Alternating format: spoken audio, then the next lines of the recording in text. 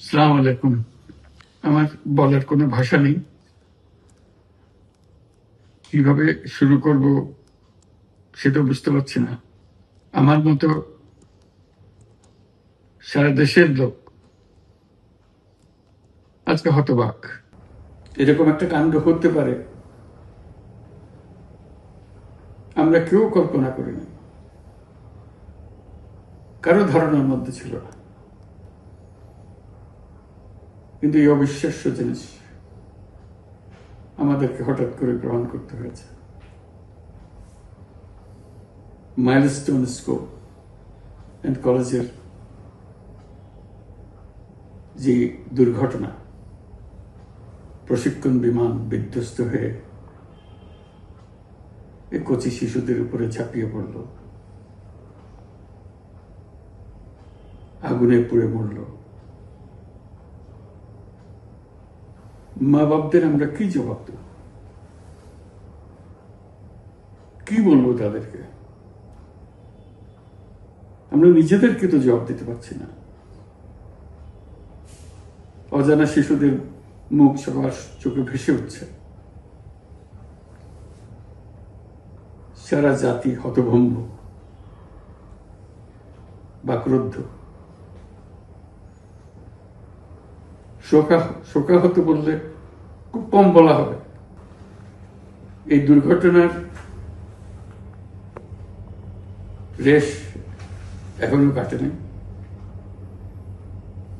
এখনো লাশ আসছে হাসপাতালে, এখনো হাসপাতালে মারা যাচ্ছে। মা বাবা এখনো খোঁজ নিচ্ছে আমার সন্তান কোথায়, তাকে আর কোনোদিন চেনা যাবে কিনা।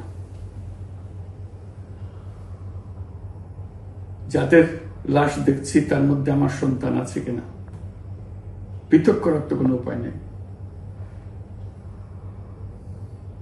এরা আমাদের সবারই সন্তান, হঠাৎ করে চিরদিনের জন্য চলে গেল। আমরা অবশ্যই তদন্ত করব, তদন্তটা তারা ফিরে আসবে না। আমরা চিকিৎসার ব্যবস্থা করছি, সবাই ঝাঁপিয়ে পড়েছে। সকল হাসপাতাল, সকল মানুষ ছুটে আসছে। আমরা সবার কাছে অনুরোধ করছি, হাসপাতালে ভিড় করবেন না, কারণ যারা আহত তাদের জন্য এটা ভালো না। তারা তাদের শরীরে রোগ প্রতিরোধের শক্তি নেই। আমরা ভিড়ে থাকলে আমাদের শরীর থেকে কি রোগ তাদের মধ্যে ছড়িয়ে পড়বে তা বলা মুশকিল। কাজে দূরে থেকে দোয়া করেন সবাই। আমরা বাবা মা আত্মীয় স্বজন সবার কাছে আমাদের সহানুভূতি জানাচ্ছি।